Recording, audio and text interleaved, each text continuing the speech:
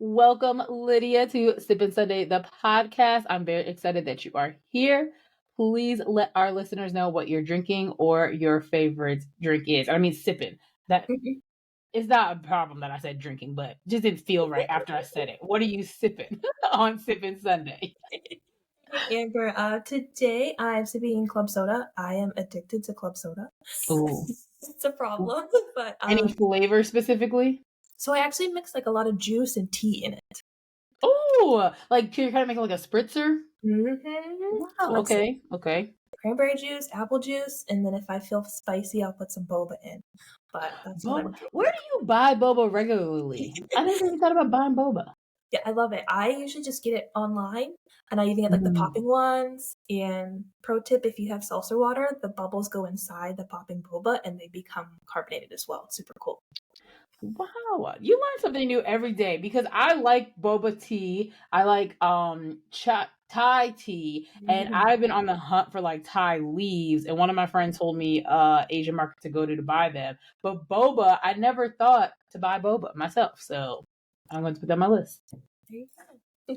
And I'm sipping, I have like a makeshift espresso martini. And I say makeshift because it's really cold brew. That's not espresso, I know, but it still gives you the coffee flavor. And then I also have my water because I didn't drink enough of that today. There you go.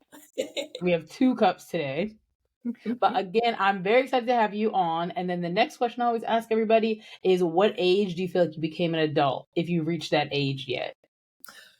Ooh, so I will say that I think I have reached that age, thank goodness. I am over 30. And I think I hit that age in college. I think for me, my definition of being an adult has definitely changed. Initially in high school, I thought, okay, well, if I live on my own, I'm an adult. If I do ABC, I'm an adult. But I think now looking back, what makes me feel like I'm an adult is the ability to kind of be intentional and being okay with restarting sometimes. Um, Ooh, I like that. I have restarted so many times in my life. After college, after I graduated, I moved to Colorado. I realized I hate my job. I didn't like the person I was with, and I moved back home. And that's okay. Moving back home is okay. Not we, because I think millennials have dropped that stigma. But to your point of like restarting is hard. And the way that we were raised, or like our thought process for some reason, was like, you can't restart. Like, you got to do something, and like that's just what you do until you don't do it anymore. And if you restart something at 30, 40, 50, like, what's wrong with you? And that's not the case. No, 100%. And I have restarted many times. Like even right now, I'm living back with my mother to help pay off some student loans and save money for stuff. So I have restarted 5 or 6 times. Don't be afraid to restart. And if anything, it just shows your maturity and your intent and setting yourself up for the right place. Yeah, and I'm gonna repeat that. Do not be afraid to restart. We're starting off strong. We just didn't even get to the rest of the conversation, and I'm already like, yes, Yeah. restart, everybody, because this world is crazy. You need to make the best decisions you can make for yourself, and sometimes just like the path you're on just isn't it anymore, and that's okay. You gotta do something different. No, for sure. And if anything, like I've seen so many people do the opposite and just stay somewhere just because. Oh And I'm yeah, like, that's never been me for sure. Never been me. I'm like, I'm out. Like, yeah, no. I very much agree with you. It's because you get comfortable, but it's hard. It's hard to leave what you're comfortable with, but then there's always a breaking point that's like, okay, like we've done enough of this. Like we got to move on to something, even if you don't know what it is. yes. Yeah. And so before we jump into, because we can get sidetracked, just on that point alone, which kind of still ties into what you're here to talk about with your travel journey and wanderlust, which is one of my favorite things. I actually have a plane tattoo with like a little heartbeat attached to it. I got it in Miami when I lived there. Or maybe it was on one of my trips. No, I still was living in Miami when I got it. But I also believe in traveling, brunch, travel, adult, repeat. So let everybody know a little bit about that, how you started your travel journey, why it's so important to you before we get into the rest of the wonderful questions around it and how it ties into adulting. Of course. So I grew up in a very small town, a small river town in Western Pennsylvania. Um, and because I grew up in a small town and was in a small pool of the people of color there, I didn't see a lot of traveling and I didn't see even a lot of diversity in my space and in my community. So the little peephole I had of travel was definitely from TV. And my grandmother, she was a huge cook and baker of international food. She made Greek food for us. She made Spanish stuff. She made all different types of cookies and um, even that little tiny piece of the world that I saw was enough to, number one, pop the bubble for me to know that something else was out there. But then number two, like immediately got me hooked on, I want to see like where this recipe's from. I want to see like where this history's from. So even though growing up, I had some challenges. Number one, learning how to travel, and then also two, gaining support from myself and my family to travel. Because growing up as a person of color, it's very common. Your family's like, "No, you can't go anywhere. It's not safe." I definitely received that feedback, and overcoming that was challenging. But once I did, it was just like a whole new world. And if anything, I learned that travel can be the next city over, travel can be the next state over, travel can be the next country over, travel can be a country across the world. Yeah, it Um, could even be a staycation, traveling and doing something in a city that you've lived in or you're comfortable with, but you haven't done before. 100%. So yeah, so what I like to call is my travel why. My travel why is definitely history and food and culture. I love to eat and I love to eat different types of food. Yes. Um, and then also too, I love like learning the real history about a city or a town or a place, and sometimes going there to really see it gets you there. So those are kind of what sparked my wanderlust and over. I think I got my passport when I was 21 finally. And then from there I did some gateway trips and never stopped, never looked back. Yeah, that's a similar. I like traveled as a kid because of Girl Scouts and because I would go back and forth between New York and Virginia to visit my family down there. So those were always road trips, and even like the stuff for Girl Scouts was pretty much road trips too. Like we'd go to Pennsylvania, do things in Jersey, Connecticut, and so at the time, like I was like, oh, whatever, like we're just going around places. But as I did get older and think about it, I'm like, because I was exposed to different things and places and people is what like sparked my interest as well. But when I went to college, that is when I really started thinking about traveling more and just had a lot of opportunities to go places and got on a plane for the first time as like a young adult because I was 20, 21. I think it was my senior year of high school. I had been on a plane as a kid, but I was like a baby. I don't remember. Like I went to LA, so I don't remember that. And I have pictures in LA, but I do not remember the plane. And my first plane ride that I can remember was at 2021. And I was with my best friend Nick, shout out to him. And we were going for a trip for some committee we were on. We were like super involved in undergrad, and our vice president of student affairs was sending us to Oswego. So it was a very short flight, but that was a good starter flight for somebody that like had not been on a plane in your adult life. Cause I was like, oh my God, like what's going on? How does the airport situation work? We actually missed the flight because I wasn't late, but like I was like, oh, we can leave at this time, not knowing like how the airports work. And we missed the flight and we were in the airport the whole day. We made it there eventually, but it's a story that we always are laughing at. And I was like, your poor dad was like, what's going on with this girl? And I'm like, Dad, listen, I didn't know. I didn't know. Nick did try to tell me, but I'm the type of person that like you will tell me something, I'll listen, but I gotta experience it myself or see it before I'm like, okay, let me follow through with what you're telling me to do. So that's what started it for me because even from there, then like we started going to like a whole bunch of conferences, like taking the trains into the city because I went to school on Long Island. And so the train to the city was only about 35 minutes. And then going to where did I go next? Orlando for a conference for school. So that really helped me get on planes more. And then after that, I was in Texas for an internship. I moved to Miami after grad school. Then I moved back to New York. I've been to like Dominican Republic, Texas, LA, Vegas. Like it just took off from there, similar to you of like you went one place and you're like, I really like this. Let me keep going. Yes. And you mentioned a little bit about like being a person of color and traveling. So can you talk about some experiences that you feel are different traveling as a person of color than anybody else? Of course, sure. So I would like to break this question because I love it Yeah, into yeah. pieces. First piece, I'll talk about like in the U.S. from my That's perspective. that's a Like, very big difference in the US and out. yeah, 100%.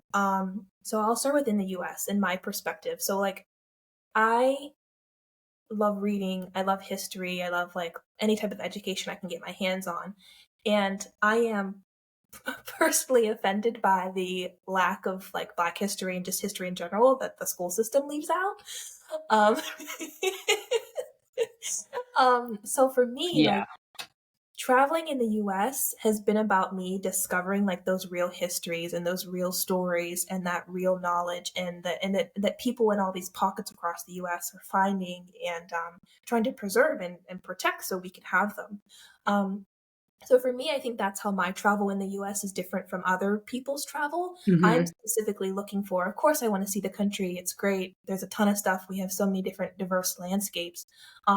But it's really about me like really finding things that I feel like I wasn't told and that was withheld from me. So I had some really good opportunities to find out about like Black history in New York City, in Florida here, which is amazing. In Tampa, we have a history center. They have multiple exhibits that have really done a beautiful job of talking about Black history in the area. And then also too, I was blessed enough to go to Tulsa this past year and Oh, do that's on tours. my list. That's on my travel list for sure. So, oh, and let me add a different color to this. So, my partner Matthew, he's from Ecuador. So, and in Ecuador, he's his family's from there. They have no concept of like American history of slavery. So, like, he was like, "What do you like? What do you mean? What do you mean this happened? Like, what are you talking about?" Yo, So, it's so crazy. Like I right. when I worked at FIU, I was the chair of the diversity committee for our department. And I always approach diversity of like, yes, I'm black, I'm a person of color, I'm a woman that is two minority groups. Even though I feel like I gotta do a recount of women in the world because I feel like there's more women than men, but whatever. We live I long. think we're also seen as a minority just based off of the fact that the world was created for men, but different soapbox for a different day. But when I was chairing that committee, I was talking to one of my students. I believe she was from Colombia. I can't remember really, but a Hispanic country. And similar to what you're saying, she was just like, we don't see the world as the United States does of like the different ethnicities, races. Like we see it as like black or white. And it's based off of basically your skin color. It's not based off of like, are you actually black or white? It's your skin color. And that's how they're seeing it. So they're discriminatory, but not in the ways that the US is. And I don't know if that makes it better or worse, but it just showed that, like, in different countries and across the nation and even states, as you said, you wanted to get into as well, that, like, people just view the world differently based off of what they see, based off of how they're raised, and the people that are around them directly impacting. And it's not until you travel and travel not like you have to get on a plane, like you go to a different city in your state or you go to a different state that you're like, huh, like, wait, something seems different here and not what I usually am seeing in my backyard. No, 100%. So yeah, so that's kind of like, I don't know, the intent and the lens I have traveling in the United States. So I think that's definitely unique being a person of color, seeking out like your history and Yeah. um, the truth that was withheld from you. So I love that aspect to my travel. And then second part of outside the country, I think I definitely have a different perspective than other people of color, being a lighter tone person of color. Um, but I think when and I'll use an example. So me and my mom, we took a wonderful trip to Italy and France. I planned for us, and when we were in Venice, you can tell that the people there aren't used to seeing people of color, which is very common, especially in Asia and other things like that. But from what I heard, that the source was of that perspective was, oh, they don't think that we travel. They don't think that we're. How do I word it? They just don't see us in that space, so they Hmm. think we're not trying to be in that space. Yeah. So that's a perspective that I had been told kind of before. Going there and actually being in Italy and talking to other people that live in Italy that are people of color, they're like, no, they think you're rich. They think you're someone special. Well, Like, please come to America and see that right? baby. That is not it at all. Please. But I get that perspective. I get that because people see America as like the American dream. Like they have so many resources, they have so much access to stuff, which we definitely do. And the United States is an interesting establishment. It is. Yeah. But it's you gotta weigh the pros and cons of like what's happening in other countries versus what's happening Mhm. here. It does not make what's happening here right. But the grass is always greener. Or we think it's always greener. And that's what their like perspective is. It's just this whole world needs a restart. That's what needs to happen because No, it's definitely been thinking about like the difference between inside and outside the United States being a person of color that travels has been like a really big enlightening piece in my travel education is like seeing how people perceive me and how they interact with me in those different cases. I'm yeah, very blessed. I haven't had any negative experiences. Like I said, probably because I am a lighter tone person of color. So I know my experiences are different. But it's cool to see different lenses. I yeah. think if anything, that's the thing I love the most about travel and talking to different people in different cultures. I love seeing those different lenses. I've seen some people say, "Oh, don't go to this country because they're racist. Oh, don't go here." But if Well, what anything, about America? What about America? Please, please. You're not telling us don't come here and well, and I feel that way about safety even when people say that about going to like Latin America or the yeah, Caribbean. People are like, "Oh, don't go there." It's all safe. I said, "Well, have you seen the news? Like, have you?" It's really not. We have so much more in common than we do different. Um, yeah, but I think, especially being in Italy and France, one thing I was so happy to see in my on my most recent trip was it. Do they do have diverse pockets? Like Southern Italy is so much more different from a diversity perspective than Northern Italy. So like yeah, that's one thing I always try to tell people, well, like maybe seek out some more diverse corners because like we are everywhere. Like we have been everywhere. Like we yeah. are there. And I definitely loved that on my most recent trip to Italy. We finally went to Naples. I loved it. It was amazing. I I know need some to people get don't back like out it. outside out the country because I need to renew my passport. I've been saying that Oh these no. listeners probably like, girl, you keep saying you gotta renew the passport for a long time. And I Oh do need to renew it. I no. have the application right over here somewhere, but No, but yeah. yeah, I actually love that Southern Italy has a lot more diversity than Northern Italy does. And of course the areas are different for their historical reasons, but seek out those places. We can find them. We can Yeah. find people like us. I even the other day found another great what is it? A Black American bakery in Tokyo, and I'm like added to my Apple guides. We are going to Yum. go there when we go to Tokyo. That's Like so I love cool. And two questions I had for you. One, what were some of the things that made you kind of like raise the eyebrow of like, okay, I think people are looking at me differently in this that. country because I'm a person of color. Like if you're walking down the street, what are some of the things that you noticed or maybe comments that might have been made? Mhm. Um, we've been blessed to not receive specific comments.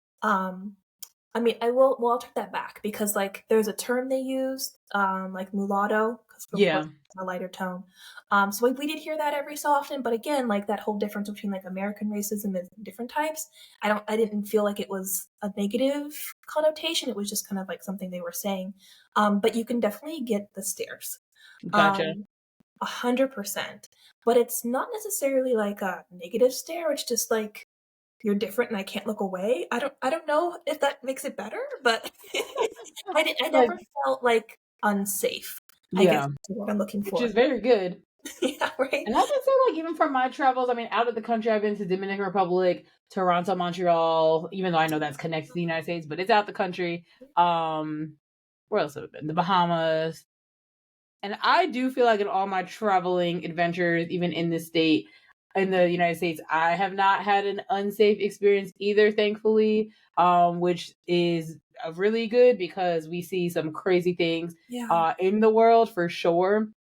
And then other question I want to ask from something you said is that people can seek out diversity in different areas. What does diversity mean to you? Ooh, I love that. Um, diversity for me, well, I'll give you an example of how I guess my diversity definitions continuing to change. So I'm originally from Pittsburgh. I love Pittsburgh. It's a beautiful city. It's where I grew It up, is. even though it's like an hour south from where I grew up, but it was our closest metropolitan area, I guess. And I lived in very close to the city for a few years. And there was a time in my life, like I said, right before I was getting ready to restart again, I was like, what do I really want in my space? What do I really want like in my community? And what do I really want in the people around me and the people that I have in my friendships? And I was like, you know what? I want to see more people that look like me. I want to have more diversity in my friend group. And I had a hard time reaching and finding that, even from a professional perspective. I was the only woman of color and the only woman at my job. I'm a woman in tech, I'm a data analyst. So that was something too. And I was like, you know what? No, I have an opportunity to pick the place where I can move to. I'm going to use it and go to an area where I see more ethnic diversity. Um, so to me, that's been really important, and also something that I've seeked out actively in my relationships and in my space, because I don't know, it's just I've I didn't realize until a very long time ago how important representation is, um, and how uplifting it is, and how encouraging it is. Like, I remember I was at a cocktail class once. Again, only person of color there. We're making our cocktails because it was a pricier event. Um, and then this beautiful black woman walks in, and I was like, "Oh, I need to be your friend." And And that's really what does bring like friendships and community sometimes, because you're the only people. And then you're like looking at each other like, okay, we're going to be friends now because we're the only people in here. well, and it's just like that you can see we have similar experiences, so you can align better and understand where I'm coming from different things.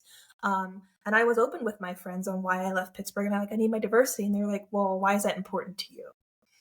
And that, in and of itself, was proof that I definitely needed to be around more people that had diverse mindsets Yeah. and backgrounds. Yeah.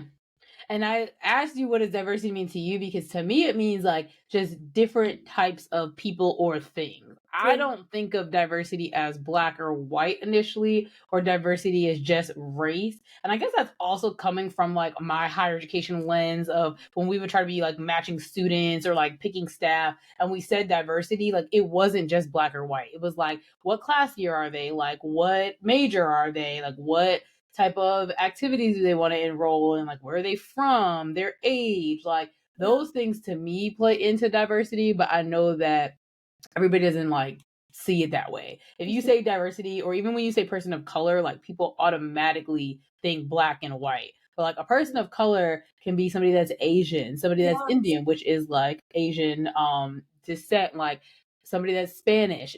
Person of color does not mean black, but people get very upset if you say it. Like, no, get over 100%. yourselves. I don't get it. Like, ugh, whatever. But I agree. yes. And so you traveled a lot, and then I have your book. We forgot to mention about that part. She has a book, everybody.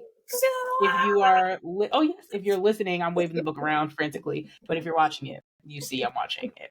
I mean, you see that I'm waving the book around. If you're on YouTube, don't forget we're on YouTube. Tuesday's episode comes up on YouTube.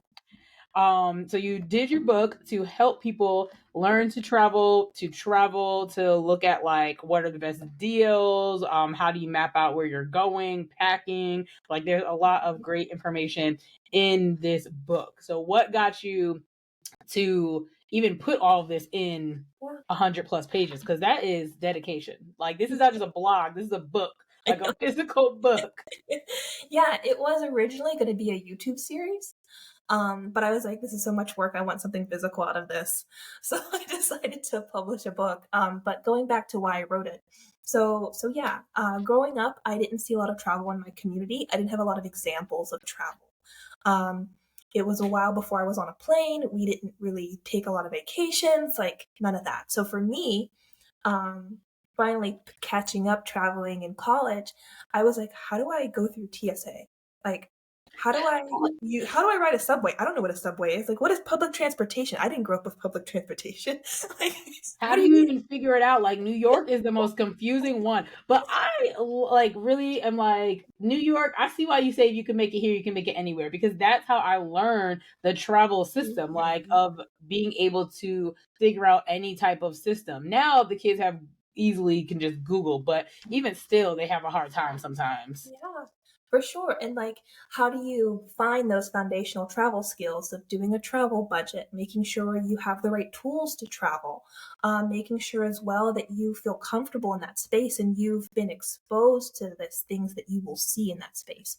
If anything, that's like my main goal is really bridging that first gap and that first step before you are able to see the world and travel as much as your heart's content. You Mm-hmm. need to learn how to ride an airplane. you you need to learn how to pack. You need to learn how to manage your finances and also make sure that you're setting yourself up for success in this space. These Yeah. are all the things that I had a horrible time learning. I feel like we really do start like the process of trying to teach or educate others after we've realized like we had a hard time, and then we're like, okay, somebody else needs to know this because they don't need to struggle like I struggled to figure this out. 100%. So that's where it came out of my heart for. It took me some time to write. I'm lucky enough that my mother helped me edit it, and I published it. I self-published, which has even been a journey in and of itself. Um, I'm very happy that out of the people that have been able to see it and read it, they love it. They're like, "Oh my gosh, like I never thought of this. Yeah, I even from wanted to flipping travel." through, the first thing that opened up for me was the budget part. And like, I know I had a question already for you about Yeah. budgeting for trips. So this is like really great. Everybody, you need to get this book for any of your trips because it has a great checklist, tells you how to plan the itinerary, like Mhm. pre-travel stuff. Have an index on the back. So if you don't even know what you're looking for, There look at you the back go. because it's on there. Yeah. Like I said, by trade, I'm a data analyst and report developer. And my undergrad is actually in biochem and agriculture. Okay. So I'm trained, I guess you could say, in like scientific space, data space. So most of my job is spent summarizing and cleaning up information and data for someone else that may not be as technical to use. So I feel like that's my personal skill. I And I love was the like, transferable skills here because you're like, yeah, this is my day job, and I translate it into something I like as a passion so that it's clear, easy to read, and data that is quality in a book. yeah. Because And even that with was the format of the bullet points, the underlines, charts, Yeah, readability. We gotta have that readability. shaded charts of like high priority, low, this is great. Well, and that was my goal too with the book. Like when we think about giving access to something to someone, I think you can say like this resource is here for you, but not always do we take a look at and see how easy is it for that person to understand, ingest, and use that resource. Like access isn't just having a grocery store next door to you. Access is actually being financially able for you to actually buy groceries there and you actually know and understand about what you're purchasing. Like, I Yeah. love all the travel books we have, but I think some of them miss that piece of how do we make sure the data is going to be and the information is going to be usable by the person and understandable as much as possible. You got to set them up for success with the data. Sorry, I'm Exactly. talking about work now. No, With you're fine. I mean, I feel the same way of how I've had to like use data and like create data and figure out how we track stuff and like what is the thing. And I think that like as I've kept going in my career, like I always just go back to like what is the mission, vision, goals? Like what are we trying to reach here? Because if you just go scattered all over the place, like that's okay for sometimes, but we need to bring it back and figure out what are we actually trying to do, which your book very clearly is like I'm trying to help people travel, and whether that's internationally, road trips, how do you plan for the budget, how do you even book the flights, like how do you figure out what can you put in the carry-ons, like this is How do you great. find things to do? How do you keep that organized? How do you like, and how do you Yeah, set yourself up for success? So yeah, so that's what my book's for. it's Not only only, 100 pages, very small. Everybody should have this on their shelf because I know everybody's traveling, so yeah, this is a good checklist for sure. so, And the question I was going to ask with the budgeting part was in this economy, because the biggest thing that millennials and Gen Z that we are complaining about is how much things cost. We're not mhm, wrong, yeah, but how do you recommend for people to realistically plan trips out when the world just seems like it is on fire? of course. So I have, I guess, a little bit of a controversial opinion on that. Don't sleep on travel in the U.S. Yeah, for sure.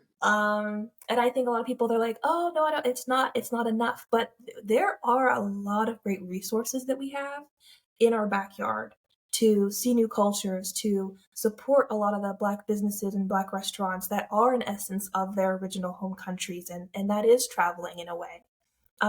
we can have access to different cities and different experiences. So that would be my thing. It's number one, don't sleep on travel in the US. We have it here. I envy that you're in the Northeast. I I love know your we were train talking about that system. before. All the things that you can see and do on your train system. I'm so jealous. So that would be my first thing. And then if we try to look at it from like the perspective of what could be stopping you from traveling, I would say, of course, time and cost. And So PTO, because these jobs again are raggedy. So mhm, I do get that part. I get it. I get that for sure. But yeah. So like use your PTO. Don't forget to make sure that you travel on the weekend. Talking more about PTO, make sure you negotiate your PTO when you are taking a new job so that you set yourself up for some travel time.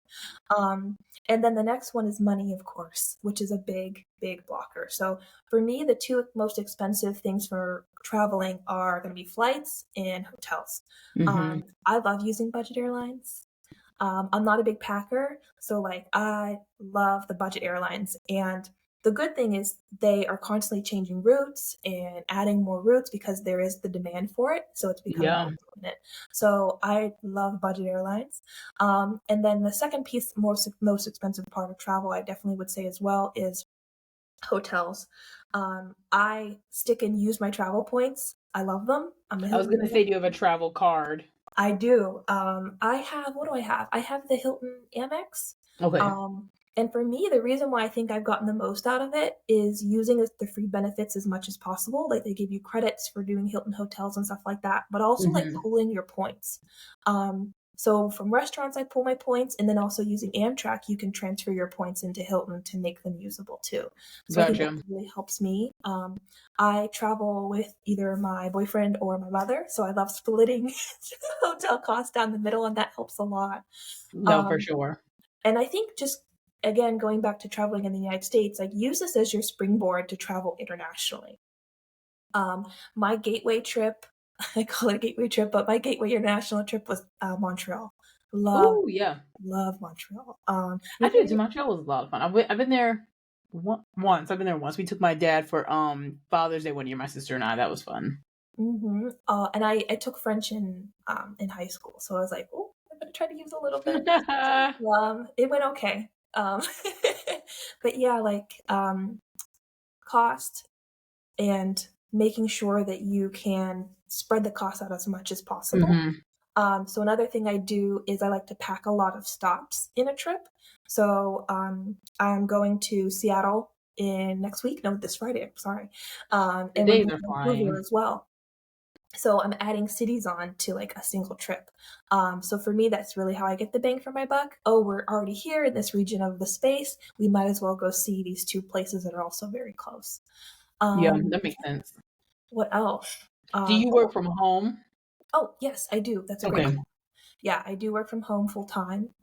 So that also helps me to not use as much PTO hmm when I travel because I will be working from Seattle that week. But like Yeah. just some things. My nana has a saying. She says sometimes you have more time than money, and I love that saying. Yes, Nana, we do. So yeah. We do. So You're set correct. success, use those free resources. If you can knock out having a low cost to get there by either finding a budget airline or taking a road trip, and then you can make your hotel costs lower by splitting or using a deal. If you can just get there, you cities want tourism. So they have so many tools to help promote tourism. Like one of my favorite things is some cities they have what's called like a one purchase city ticket where if you Yeah. can purchase one, you get access to five things and they're half price. I Yep. love taking advantage of those. So many cities have free things to do. I was just in Vegas and we did a ton of Yep. free I stuff. like Vegas a lot. I've been there 2 times. Vegas is fun. I like Vegas. Yeah, we were there for what was it? A few days, and then we did a road trip to Phoenix. But we did the Grand Canyon, we did the Hoover Dam. I love the Chinese New Year decorations. That's free. I like the flamingos and all that stuff. So you can definitely find those free bits. Yeah. Research, find them, and then as well, like give yourself some grace. I like to pad my travel budget for my trip with an extra 10%. Because when I'm traveling, the worst thing I think you can do is like be anxious about it. So set yourself up for success. Have a travel budget set up and set in mind. So then again, you're not worrying about it, and it's not kind of taking away from your Yeah. trip. What's the longest trip that you've taken? Like how many days? Ooh, I think we were in Italy and France for 3 weeks. Oh my God, that's such a long time. I mean, that's the thing about being out of the country. You do need to do it for like 2 weeks minimum, depending on where you're going, a week. I liked it because we packed a lot in. We did a lot of Yeah. Yeah, I Um, would imagine so, because you can get so many places like over there. oh my gosh, and that's again, I envy train systems.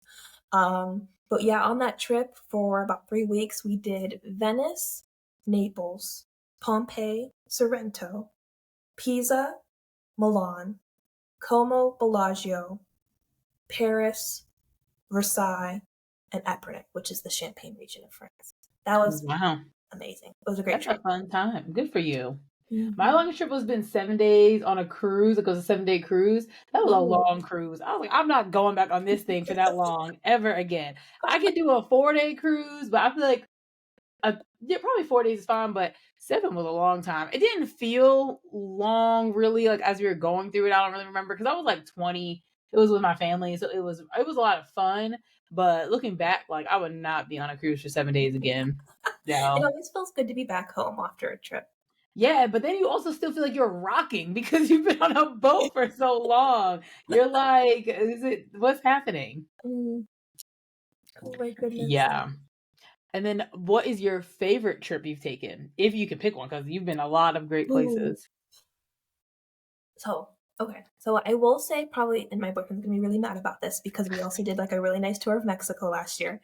Um, but I will say probably my favorite trip was my Italy and French recently that I Yeah, did. but rightfully so. I mean, even just saying like, not that nothing's wrong with Mexico, but come on, Italy, like, Um, and we did great. Like Mexico City was amazing.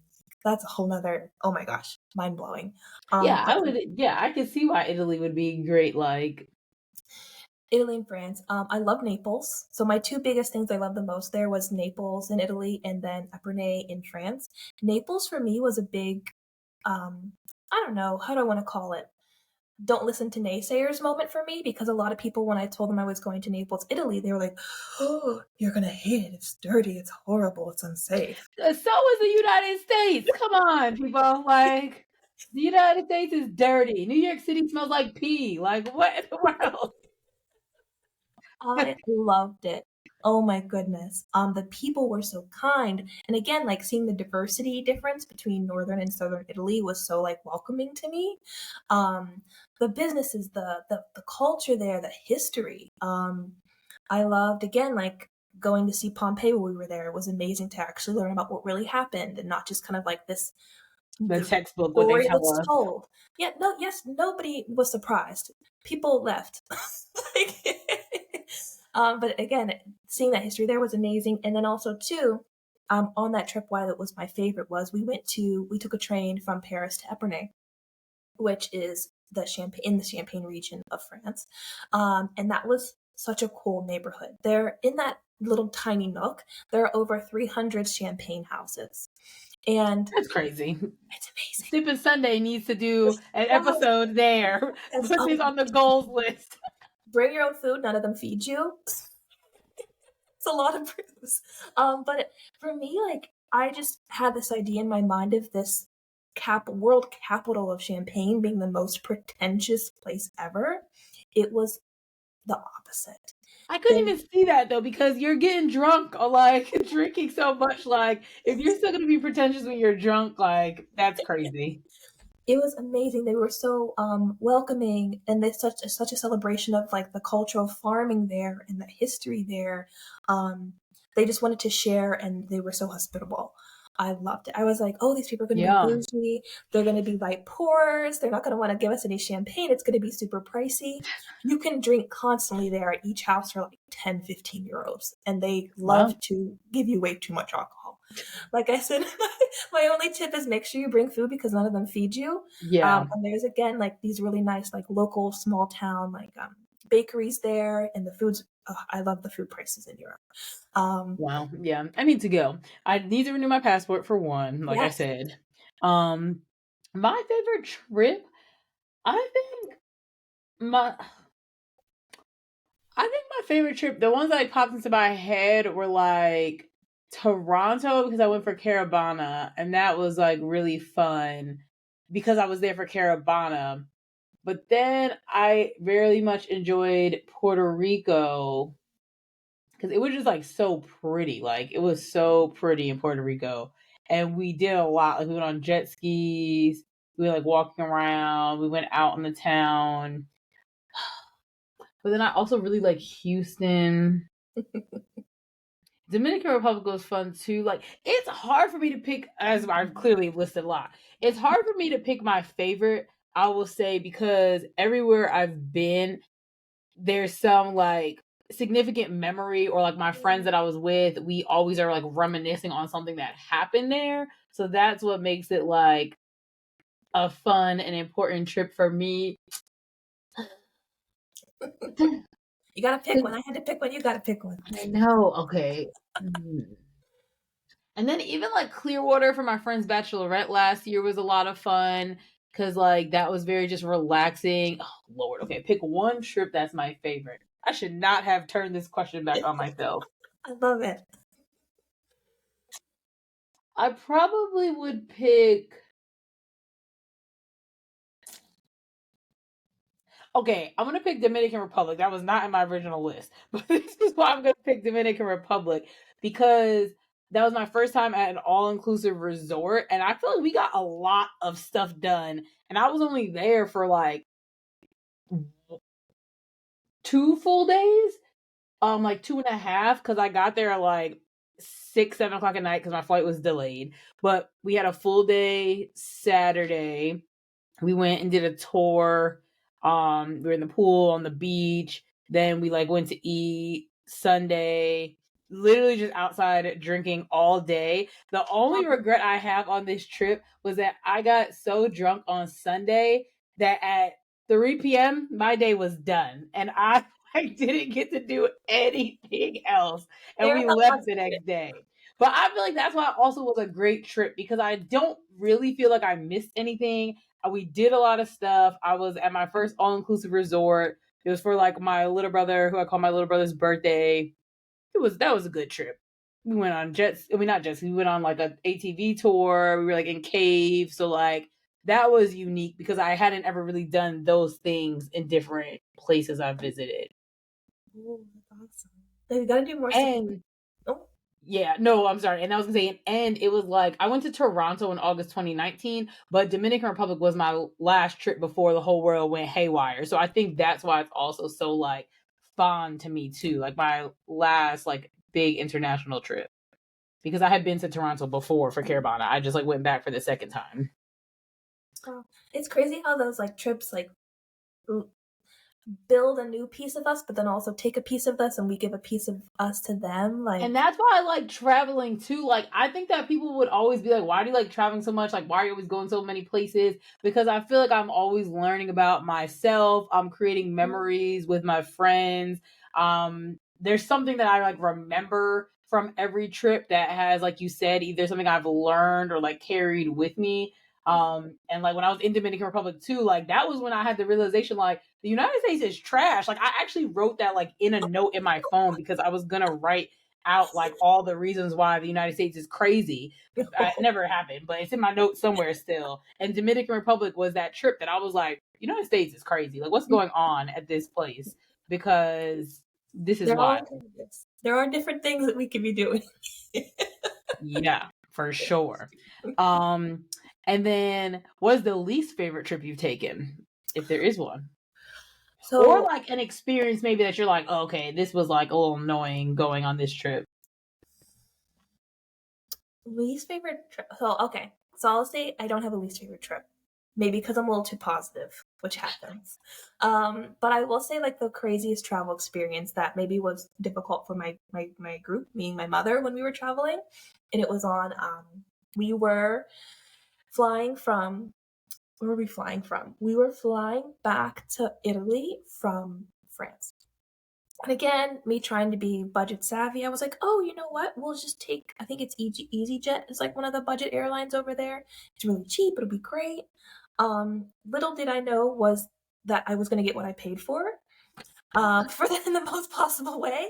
And it made me really appreciate our cheap American brands because I've never had an experience like this on there. But there was just like no crowd control. I guess just because like the attendants like weren't even present. So like Oh they didn't pay Lord. for the attendance.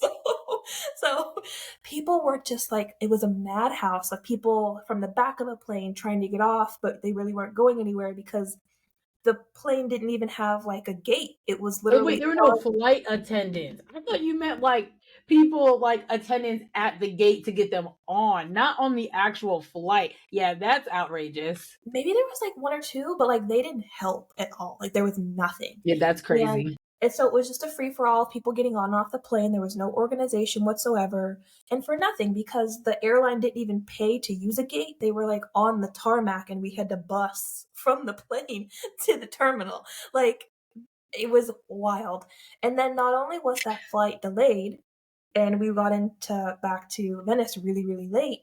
But again, there was no crowd control. Everybody was pushing over everyone, and it was just like an absolute mess getting off the plane. And then I was like literally looking at my mom, and I was like, okay, the Venice airport closes at midnight. It's 11:45. There are not going to be any taxis outside. There's not going to be any. And I know because in Europe, like it's really nice, like at a train station or an airport, you stand in line for your taxi, and they're starting to do that more in the US too. I was like, no one's going to respect the taxi line.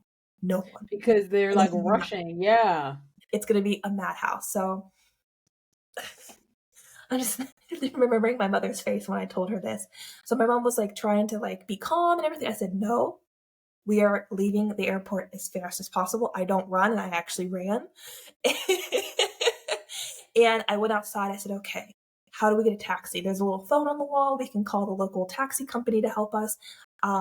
It's so late, they probably aren't going to be here because the airport should have been closed. There's a man that jumps out behind the bushes and does the driving symbol and says taxi. Oh my god. And I was like, I lock eyes with him, and I'm like, we're going. He jumped out the bushes. This is like pray for your lives now. What in the world? Wait, there's more. So my mother trailing behind me. I haven't communicated any of this to her. I hand this random man my carry-on bag. He, of course, is an illegal taxi. That's why he is beckoning to me from the bushes to leave the airport. At this point, we'll take what we can get because we're not dealing with these crowds of people again. 100% last resort.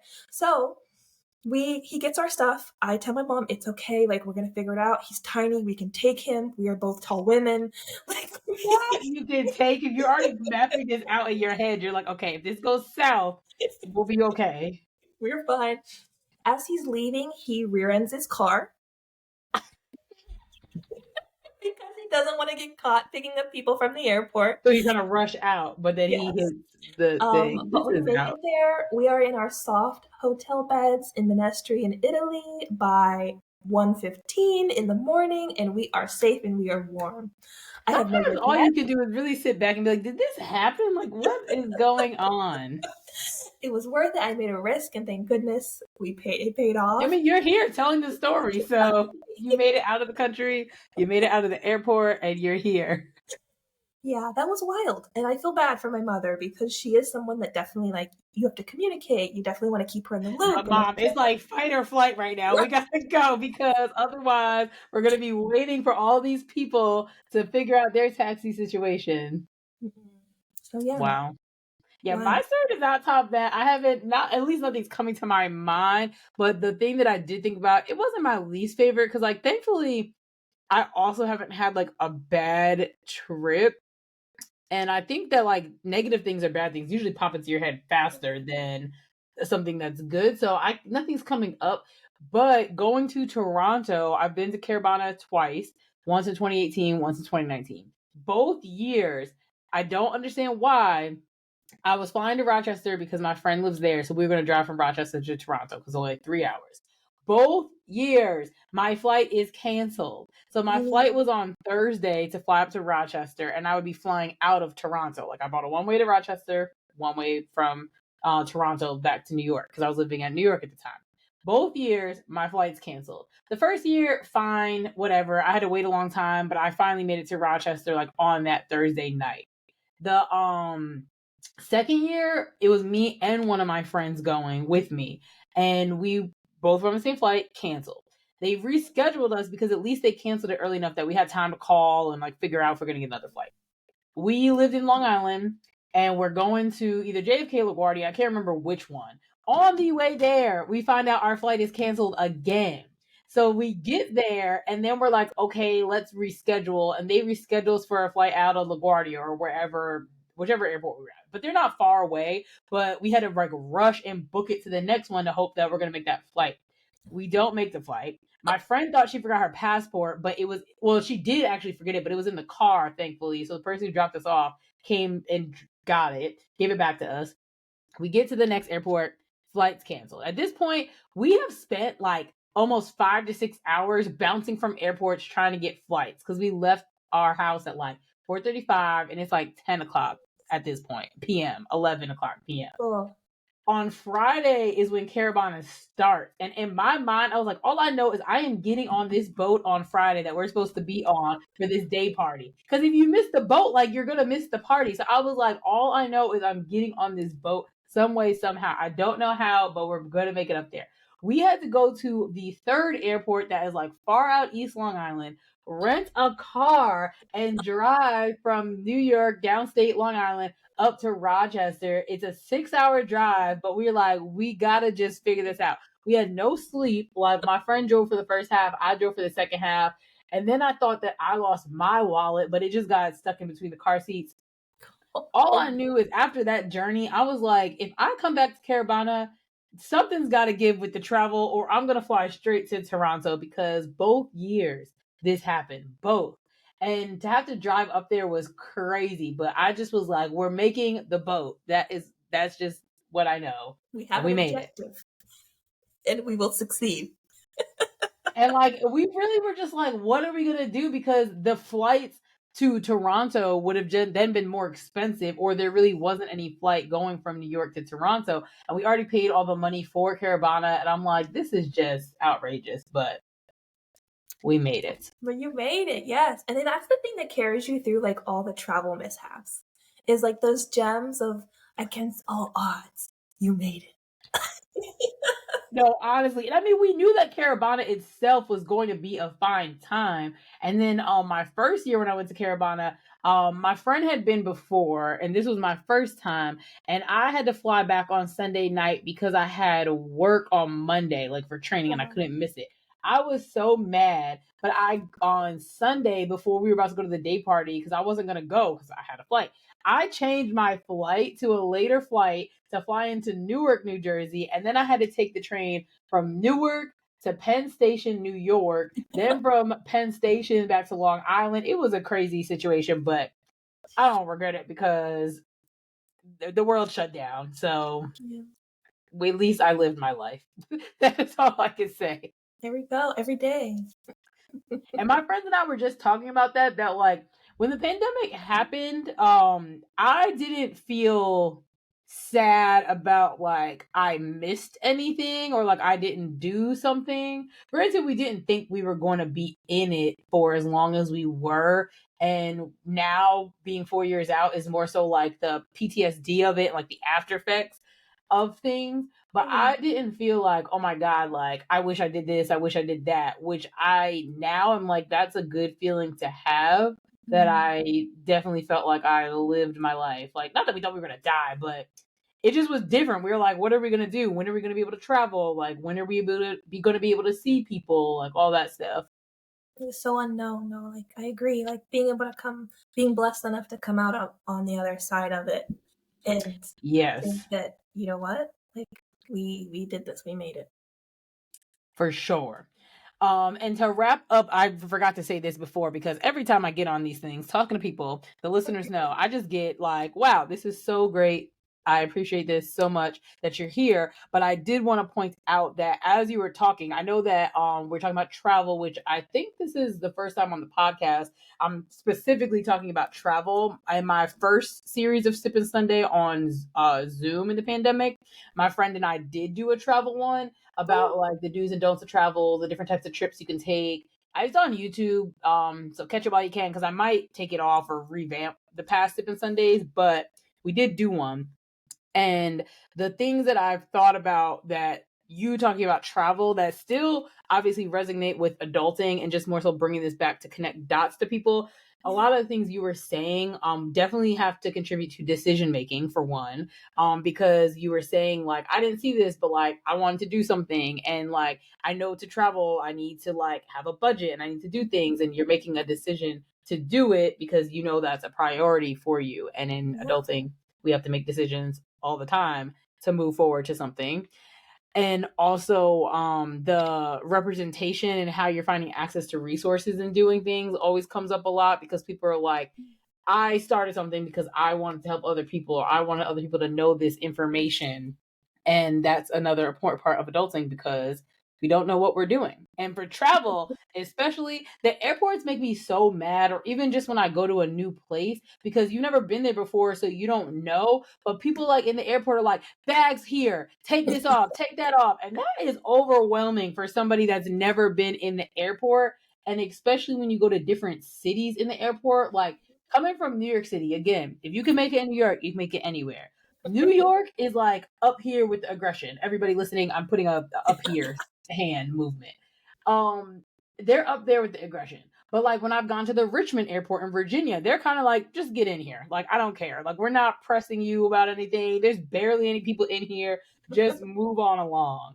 And then you go to like when I was in the Dallas airport, also a bigger airport, or like Atlanta, they're like, come on, we got places to go, people to see.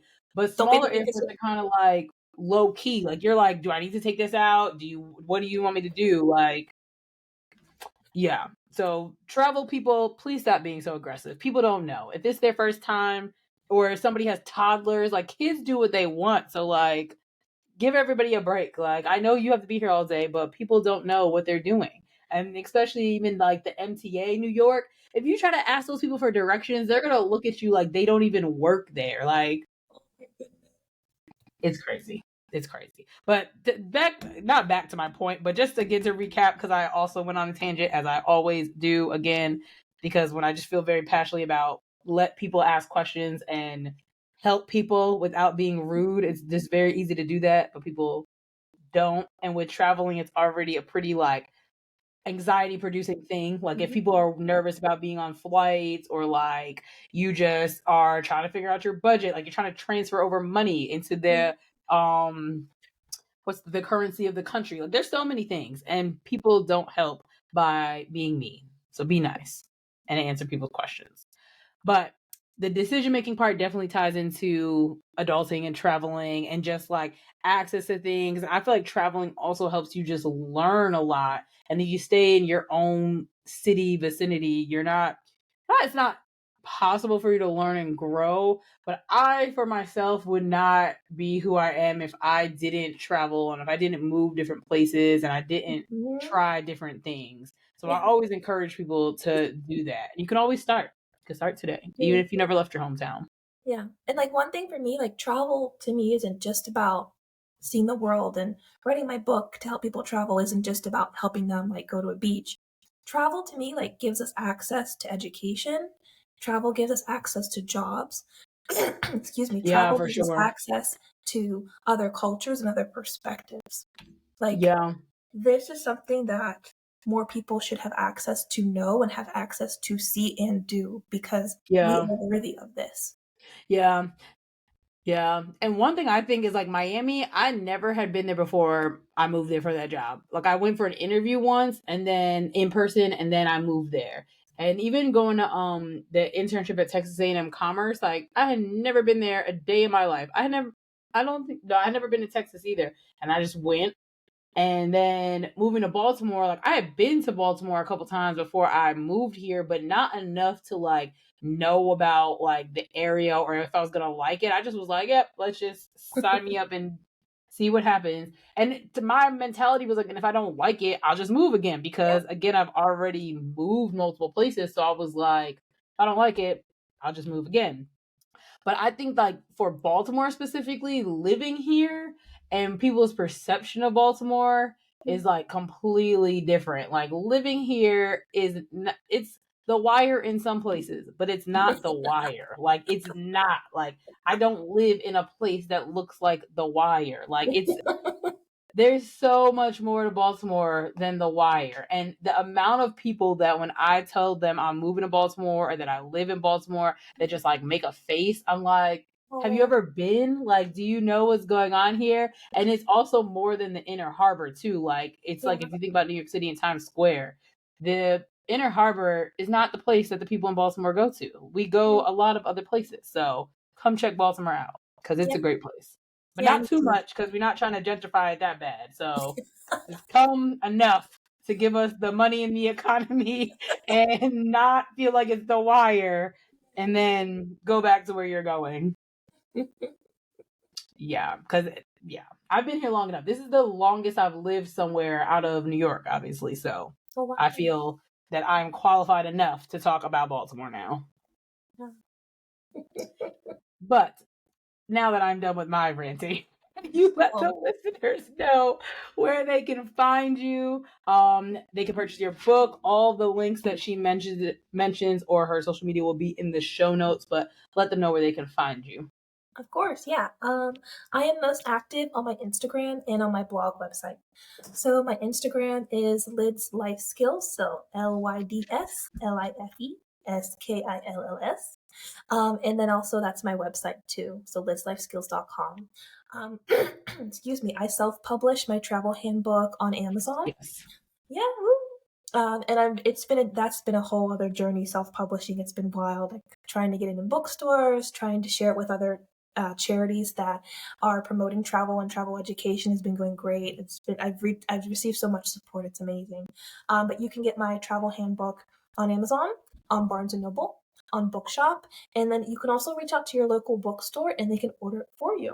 So, Ooh, okay. That's cool to know. In any bookstore anywhere in the United States? So it's on a program called, I think it's like Ingram Books, and Oh, yeah, yeah. most bookstores, even the small ones, small local ones, that's where they buy their books from. So I'm lucky enough to have my book available for purchase in my local small bookstore in St. Pete called Tombolo Books. But yeah, so there's many other bookstores around the country that if you buy your books from Ingram, most do, you can get my Oh, book. yeah. Okay. Well, thank you very much for coming on and thank you for reaching out. I don't remember if I mentioned this in the beginning, but we've never met a day in our lives in person, but we will because I'm coming down there Nice. in a couple weeks.